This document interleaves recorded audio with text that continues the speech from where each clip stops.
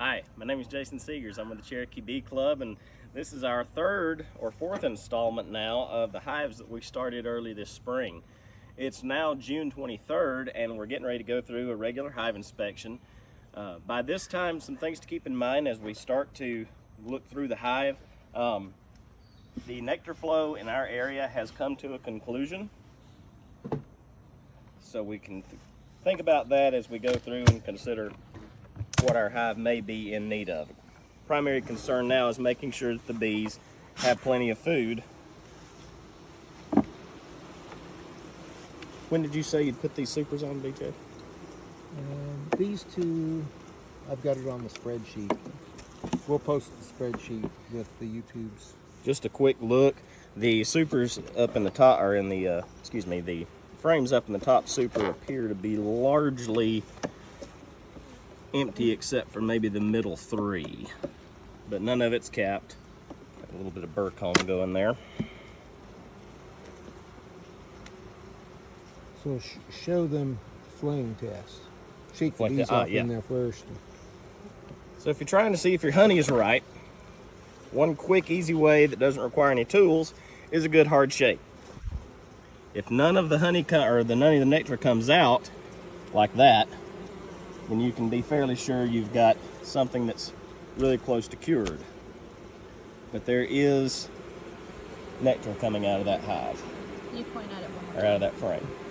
If there's some, couple of drops here. The other thing you can do is you can do the drip test. And what we're looking at is how long that drip stays connected to the hive tool. And you can see it stays connected a long way. Mm-hmm. The thinner it is, the quicker it's going to separate. Not precise again. Right. Either way, the nectar in this particular super I would not consider bottling at this point. Or extracting. Or extracting. Alright, so next super down. Looking from the top bars, I can see that they have drawn out the cells a great deal more. But this frame is lightweight. However, we've got capped, some capped.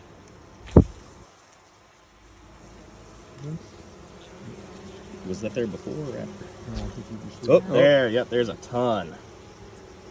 Very wet nectar. The outside has the least density of bees. It's the last filled and the slowest for them to get dried. We're going to look at one on the inside because I think it's going to tell a little different story. I can see a lot more capping along the top anyway. Higher density of bees, a lot more capped capped nectar, which is now honey when they cap it. Got a little queen cup there, just wanted to double check it, make sure they hadn't moved this egg into it. He's probably going to have high moisture in the food over here where it's dry. What happens is in the springtime they consider this to be part of the cluster, which should be brood, but because of the single brood chamber, that cluster projects up into the first super through the excluder, and so they leave it empty.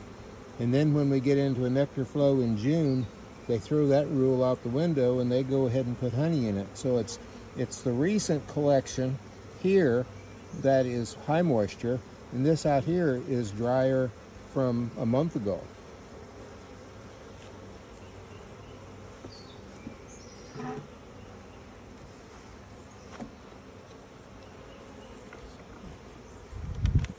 Let's set this aside, because as with most hive inspections, every hive inspection truly, the real story of the hive's health and well-being is in the brood chamber. That one weighed about 60 pounds, Jason. It's close to full. Yep.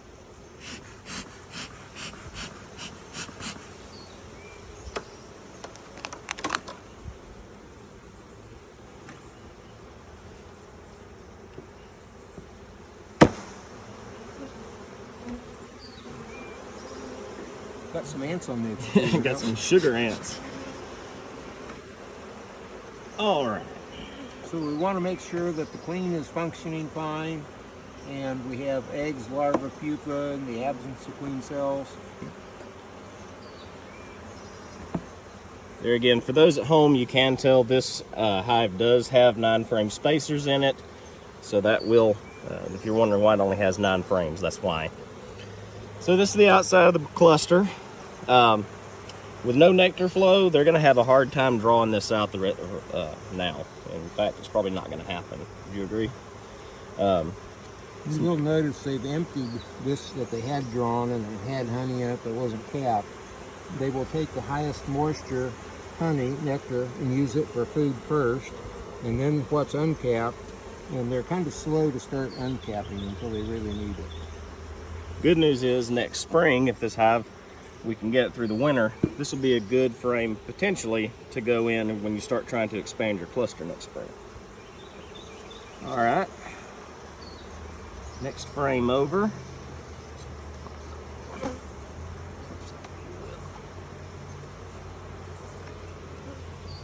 This is going to be our feed frame.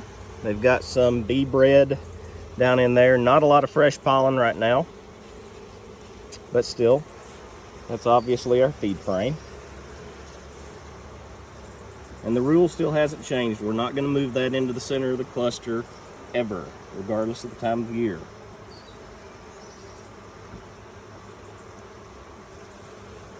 It's a heavy frame. And it looks to be largely food as well. Yep, largely food frame. Liquid. Just a little bee bread. Mostly liquid. Mostly liquid.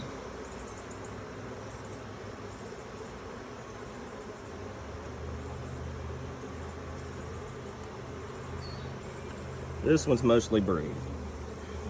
Significantly lighter.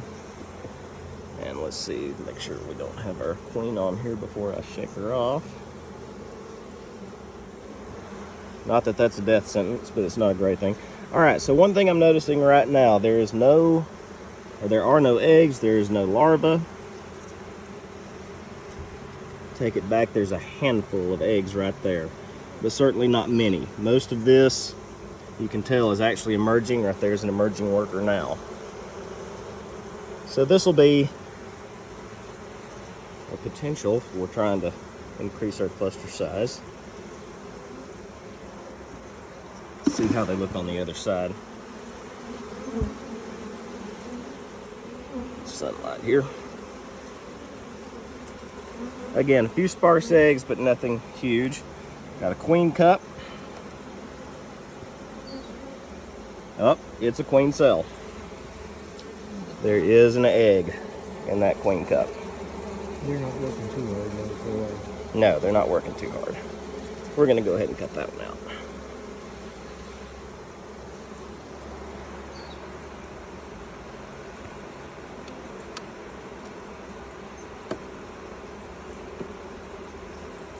It's got a thicker hook on the end than I'm used to. All right. Quick brood chamber.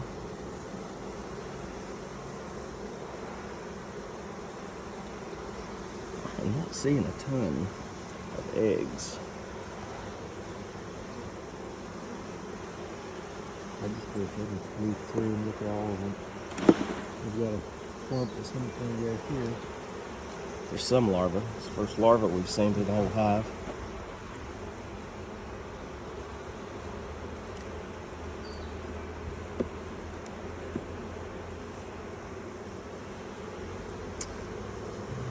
Notice she's laying end bar to end bar and top to bottom. Mm-hmm.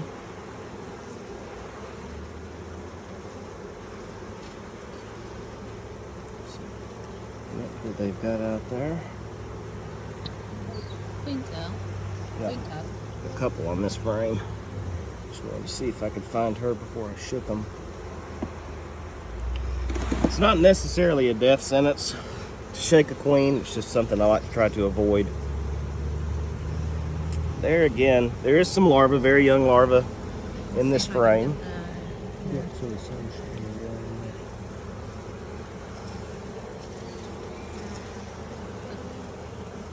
Can you go in here and see it? Hey, Do you need the sun in there? I do not. I'm not seeing it through my screen. I see some down here. Yeah, it's a little older larva there.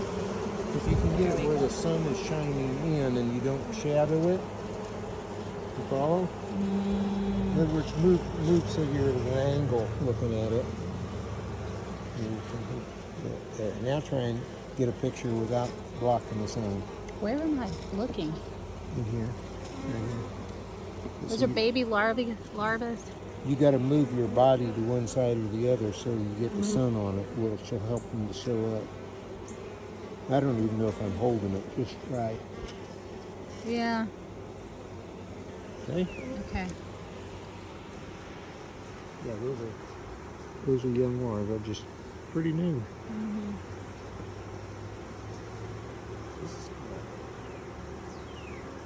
That's kind of making me think of the breed drug.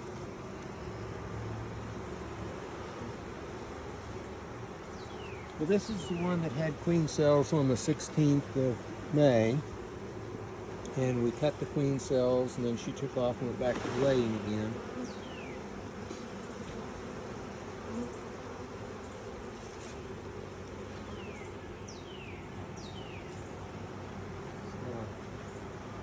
So there are some eggs and some young larvae here. She is laying, but you can tell that there was something that disrupted her. So, do you want to explain why she might be reducing her laying? At this time of year, one thing I have noticed as we go through, there's very little liquid food stored in these frames. They can start getting a little stressed when there's no liquid food in the brood chamber. The nectar flow, as I said, has ended, so food is not as ready to come by. There's also a lesser nectar quality this time, or lesser pollen quality this time of year, isn't it? As it gets hotter, mainly late July and August, where the heat damages the nutritional value of the pollen. Plus, there's not as much pollen. You remember, it got real dry up until about a week ago. Oh, that's true. So when it got real dry, very possible there was not much nectar. But she's got brood on 5 frames, and this one that was pretty much no eggs and larvae, and they were hatching. Mm-hmm. Why don't we move it into the middle? Cool. We may double them, and they'll expand upward and have more brood. Oops! Oh, we're moving 2. Oops. I can get this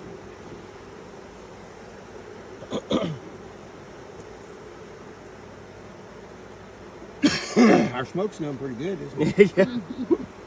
And there again, if this were springtime and we had a nice big nectar flow, I might consider uncapping this, moving it into the center so they would go ahead and draw out that frame. But when there is no nectar flow, the bees will not draw comb. Don't even waste your time. Okay, what could we do to make them draw it? Feed them. Give them a second level and Give them feed a them. second level and feed them. So we'll probably pick 2 of them and give them a second brood chamber with foundation. Okay. We want to take any honey off that we're going to remove. We could just remove it if it isn't ready to extract yet and accumulate it on the 2 hives that aren't going to be doubles. And the other thing we could do is pull a frame here and there and take the ones that are ready. But we saw the ones at the excluder had high moisture in the center, and the other one had high moisture at the outside edge. So you'd have to be picky which ones you took. One thing I'm doing since I'm in here, it's a good idea when you go through your hive to check your beetle barn. The bees will fill the holes with propolis, and if they fill all 4 holes like they had in this one before I started cleaning it out, your beetle barn's useless. How often do you need to replace your bait? Once a year. If you keep it open, if it's closed for too long, it will mold more than when it has air circulating in there. And when it molds, it gets hard, and then it's no good. As long as it's pliable, everything's fine.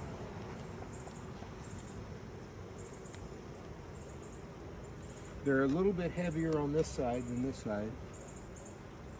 Why is that? cause? Well, when you think of it, the bottom, the brood is offset to here. Okay, right above the brood. Yeah, yeah. The brood is offset, so that would make sense, wouldn't it? Yep, yep.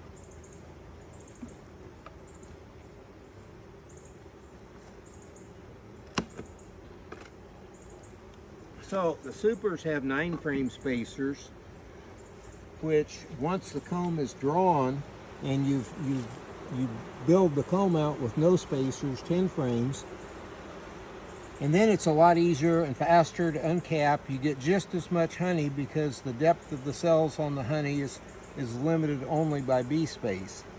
In the brood, the depth of the cells are limited by whether they're drone, queen, or worker. So this one is 8 frame spacers. So you typically want to have a good strong flow and not be growing your bees into this, because even with drawn comb, they would build extra combs in between. And the way you can take care of those easily, there aren't any here, but if there were extra combs built in between, you can spread with your hive tool, break it loose, and just pull them out, clean it up, and that way they go ahead and draw the combs out better, and everything's cleaned up for when you do extract. That's a handy little tip, because a lot of people would pull 1 frame out at a time to clean them up, and it's a lot faster this way. The other thing is, this has been super generously, so you don't have burr comb attaching the top bars of the first super to the bottom bars of the second. But when you break the hive open a day or two before you harvest your honey, it gives them a chance to empty all that burr comb, so you don't have as much honey dripping and running and making a mess.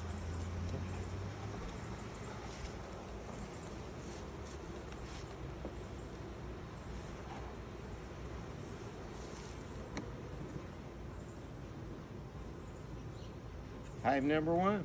Hive 1. My nose seems to be going back down to normal size. That's good.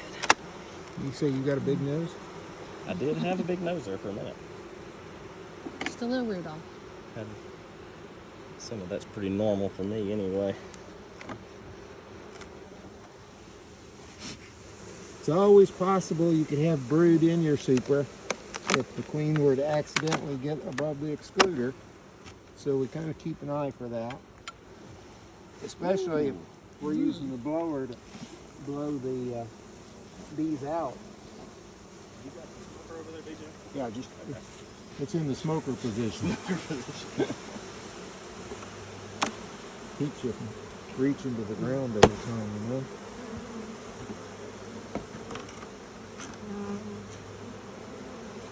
A few sugar ants in this one too. We will eliminate them. How are we going to eliminate? We'll treat the ground. Oh, okay. Are they a threat to the hive? Well, Argentine ants, if I have a significant number of hives, 30, 40 hives at a location, they will select 2 hives and they will just cover them up. And they harass the bees to the point that they get very, very frustrated. The bees can't sting them, they can't bite them, they can't get them out of the hive. And so the stress levels go higher and higher until the bees just give up and leave, abscond, leaving brood behind. Carpenter ants will chew up your hive. This is full of larvae. Yep, this is frame 2. Oh, and there's our queen. Yep, there she is. She got good legs now? She seems to be getting around just fine. That could be misinterpreted, couldn't it? Could be. And I'll sit her aside so we know where she is. Now we don't have to take so much time. So again, we're going to kind of keep an eye on the age of the brood and mix it. They're much less likely to swarm if the age of the brood is spread out. no significant attempts at raising a new queen in this one yet. Tons of pupa. Let me see if I can get it to look. Yeah, if we were still in a nectar flow, all these frames of pupa would be prime time for swarming, wouldn't it? Mm-hmm. It's kind of difficult to age the pupa. What you look for is the younger pupa is going to have a lot of young larvae or eggs around it, and the older pupa is going to have areas where the bees are starting to hatch.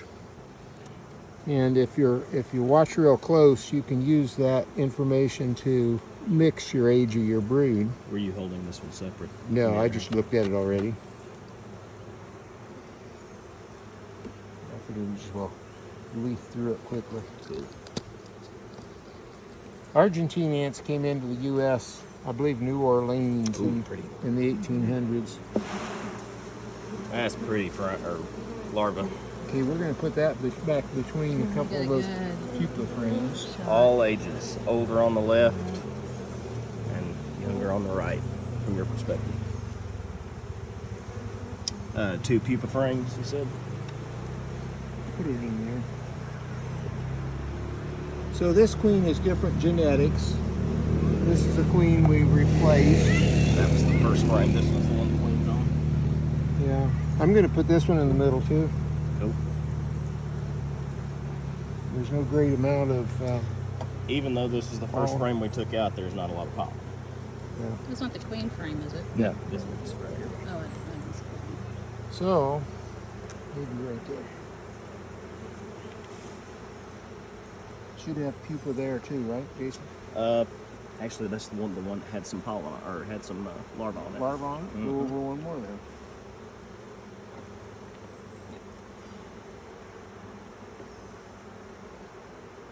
Which one did you queen on? Was that This one right here. No. Where was it in position? It was on the second frame, so not that one, but this one right here. So we either want to take a frame out to put that one in, or find the queen so that we don't take a chance on squashing her as we slide the last frame in place.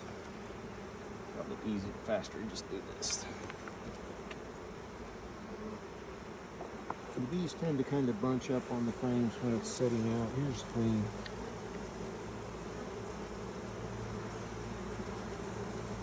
Queen will not sting you.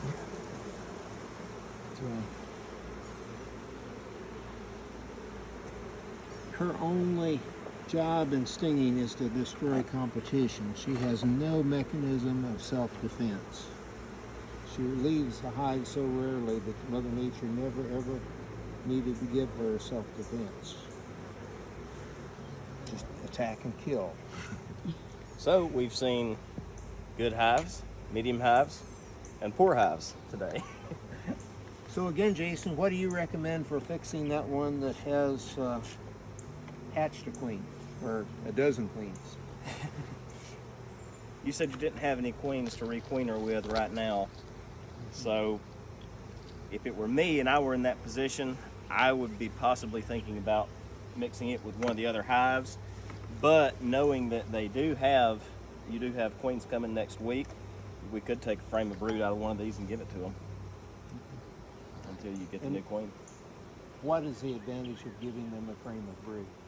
It gets those pheromones in the hive back to normal levels. There's brood pheromone that is lost when a hive goes broodless goes queenless for so long. And getting their heads on right. If a hive is queenless and broodless for 2 weeks, you have a high possibility the workers' ovaries will develop and you have laying workers, and then you've gone from a problem to a disaster. This one's not heavy with honey. It might be less than half full. This super is pretty full. But that's she got set back some when we had to squash one with a crippled leg, and that slowed them down. What happens is with high volume of bees and not much brood, they overload with honey. They have a high percentage of workers gathering, and the result of that is they get overloaded with honey to the point that they don't have room for as much brood, or they don't expand with the brood as fast. So Normally, they would have been the #1 hive in production. Thank you. Button is perfect. Yep. All right, so we're into our second hive now, and I pulled the second frame from the side. I had already taken the frame on the edge out, and I see something automatically that's concerning. This is an emerged queen cell. We cut it off here. I'll try to keep from destroying it so you can see it a little easier. This is absolute proof positive you've had a swarm in your hive. Well, definitely that you hatched a queen. And they will if we're going to look left for their an own devices. interruption in laying to know, but we pretty well know there's an interruption in laying already, don't we? Yep. Here are some queen cells.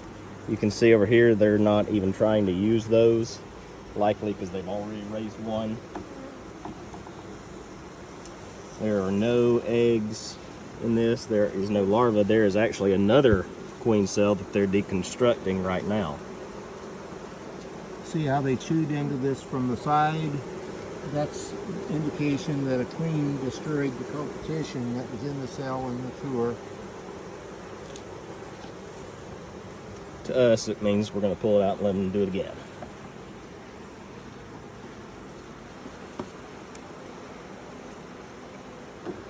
See more queen cells as we move over.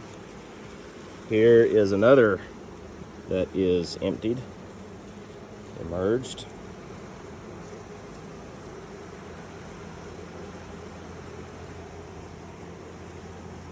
I'm not seeing any brood of any kind,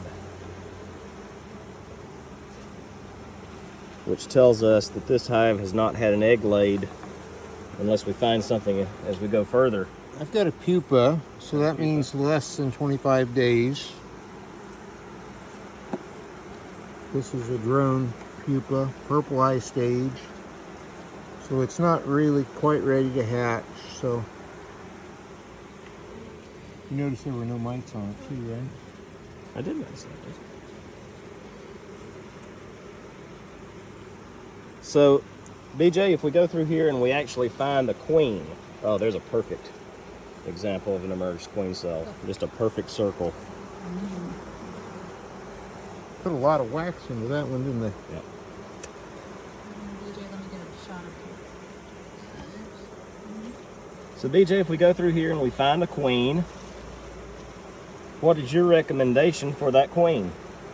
Well, I don't have any spare right now, so I would either cage her to replace next week, or just leave her and plan to replace her. The point I was wanting him to make is he is not planning to keep that queen. Oh. Very limited probability of getting high quantity mating here. It's got a pretty good bit And of without high quantity mating, they just don't have any durability.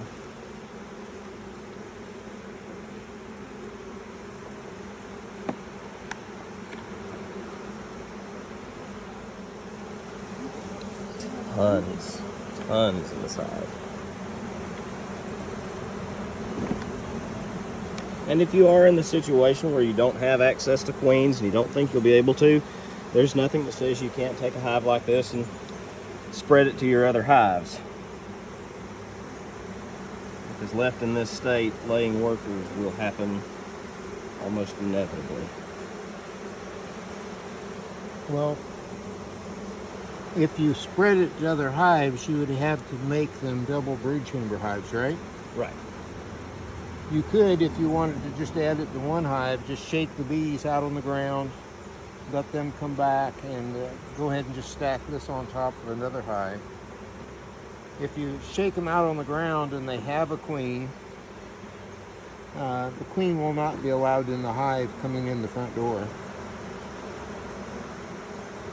And if you combine them, would you combine them with newspaper? No.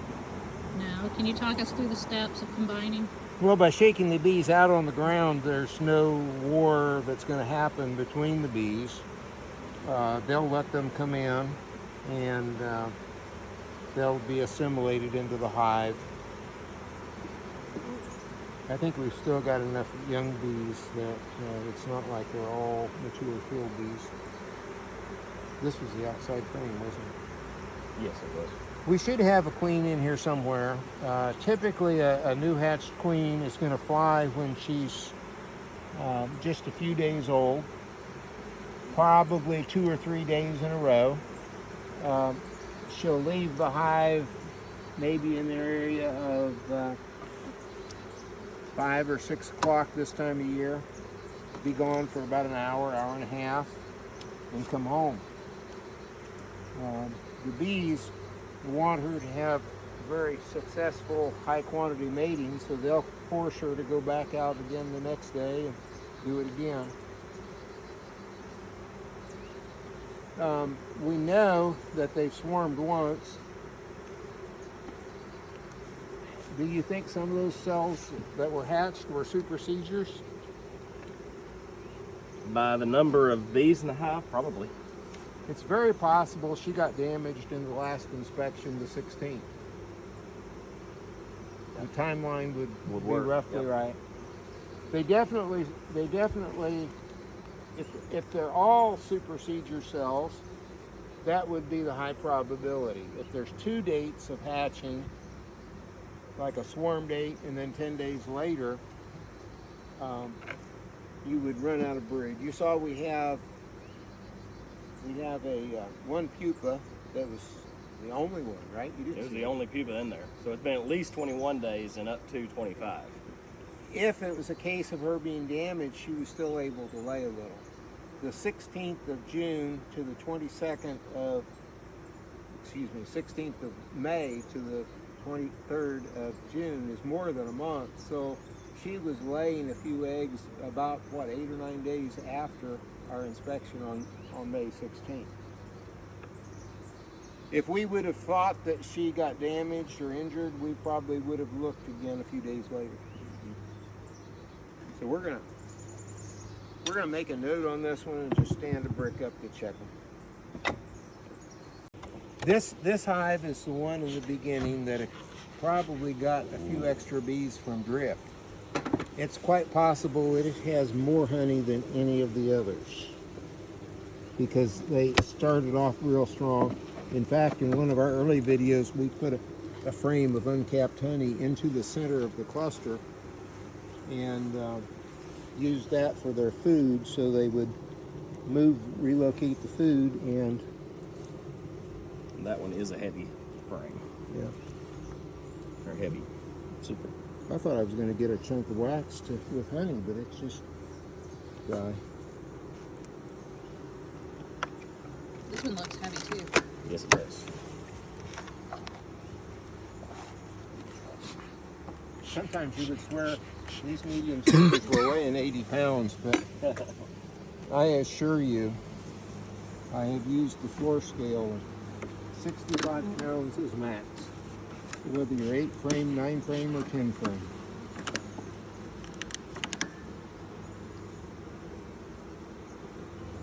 Jason, you didn't? Are you going to bump that one like you did before? Yeah, we Yeah, will. why do you do that? Because in that 1 in 100 times, that queen may be on the bottom.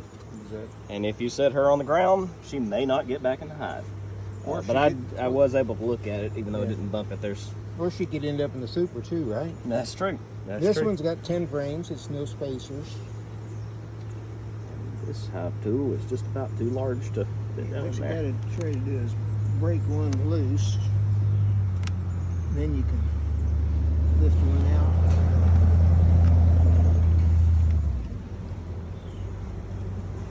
I'm gonna go ahead and just keep working this and go right through them quickly. All right, so we got lots of cat pupa on this. Everything looks good here. Nice arrangement. I don't see any queen cells. Oh, that's a beautiful pattern. This one seems to be significantly better off than the hive before. One little queen cup, but there's no egg in it. Now, I'm not seeing any eggs on my frame at all. There's no eggs on this one, but there's a lot of pupa. A lot of larvae too? No. That was mainly just pupa. No eggs, but again, a patch of pupa. See a queen cup? Oh, you do see a queen cup. Still just a We've cup. got larva. Oh, yep, here's larva. We've got more queen cups. Let me see if I can get a shot, Jason, really quick. Of the larva? Anything that's Larva. Oh, sorry, I was. Medium-aged larva. Yeah. No younger No larva eggs. around it, though. Okay, sorry. No, that's fine. This one's Fail got space. tiny larva. Good. Let me see if I can get a good picture of that. Right off the point of the tool, those frames, there are tiny larvae down in there.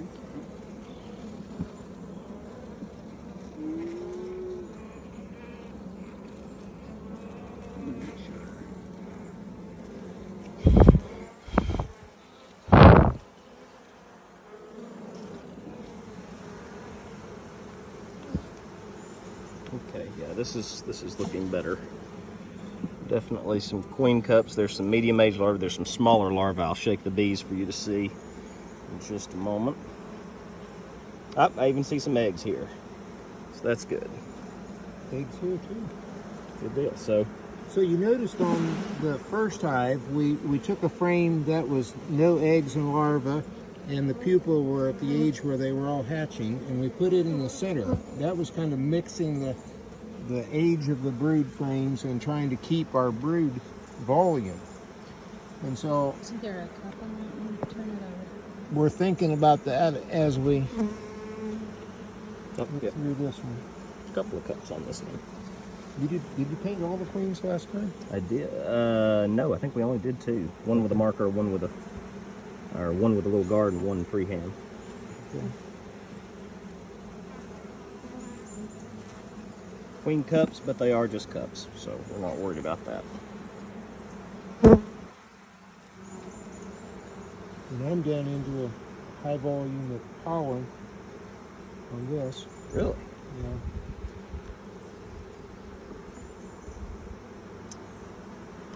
If we can keep the larva volume up, they will use a lot of this pollen that they've got. It does not appear to be fresh pollen. All the pollen on this one's bee bread as well.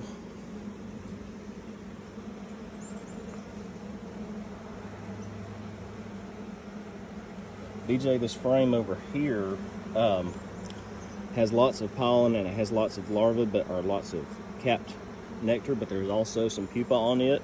Would you want to take one of those solid pollen frames and put it over here? You say there's lots of pollen on that one? Yeah. No, they're fine. It's Just not leave going to it make much difference. If I were to double this one, I would definitely move a couple of these pollen frames out to try to increase the brood volume down in the bottom. Here is a queen cup with an egg. Let's see. Got it. It's not terribly surprising to me, given the proportion of pupa to larvae in this hive. And we've got way too much liquid stored, haven't we? Mm-hmm.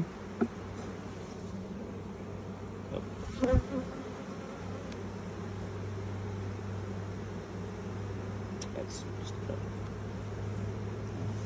I've lost place with this one.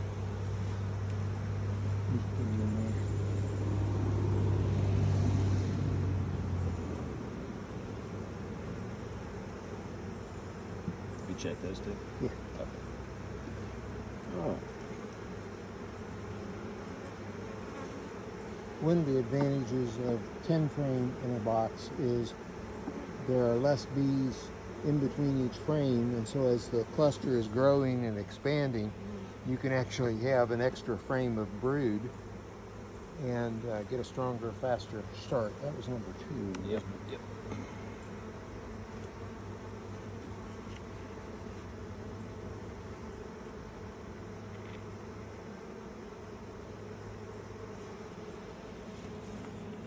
Beetles appear to be under control, don't they? Yep. Very good. Is that a queen cell? A cup right there? Mm-hmm. Well, another one too. It is possible for a queen to hatch in the super. as long as it's down at the bottom bar, she can put her abdomen through the excluder and have it project into a cup that's up there near the bottom bar and place an egg. Will workers ever take an egg from a cell and move it to another? Not as long as they've got a queen. It's been known to happen if the queen is in a cage and we not released her. Yep. I have seen queen cages that had eggs stacked up at one end. I've only seen that once, though, in many, many years. The guy told me he saw it once years ago, and I thought he was probably seeing things. This frame we haven't really looked at today. I would not be surprised if that one could be extracted. I think probably everything except the two outside frames in both of those, and maybe that center, the one next to the excluder, would have some high moisture. They definitely need to have some honey removed from them. They don't have the bee volume really to have a third super, but to remove a super, extract, and give them more space, they might go ahead and keep improving their